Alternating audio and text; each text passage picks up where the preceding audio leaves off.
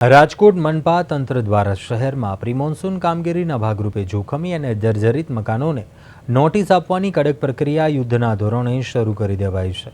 Corporation દ્વારા સ્પષ્ટતા કરાઈ છે, ચોમાસા દરમિયાન સંભવિત ભારે વરસાદ, વાવાઝોડાને કારણે જર્જરિત મકાનો ધરાશાયી થવાનો મોટો ભય રહે છે કે જેથી લોકોના જાનમાલને નુકસાનની સંભાવનાઓને ટાળવા જોખમી બાંધકામ ધરાવતા તમામ મકાન માલિકોને વહેલી તકે કાયદાકીય જાણ કરી દેવાઈ છે।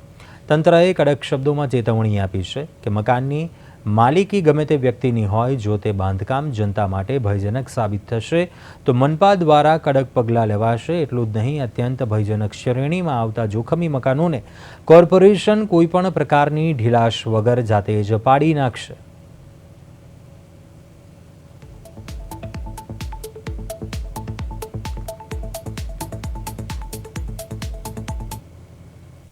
ચોમાસામાં નબળા બાંધકામ ધરાવતા હોય એવા મકાનોને પ્રી મોન્સૂન કામગીરીને એક નોટિસ પણ એનો એક પ્રક્રિયાનો ભાગ છે કે જે તે મકાન માલિકને જણાવવામાં આવે છે કે ભાઈ આપનું બાંધકામ નબળું છે, થોડું ભયજનક છે।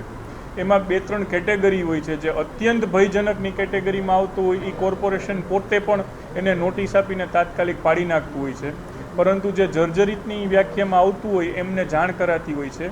એટલે આપ જે કહો છો એ પ્રક્રિયાગત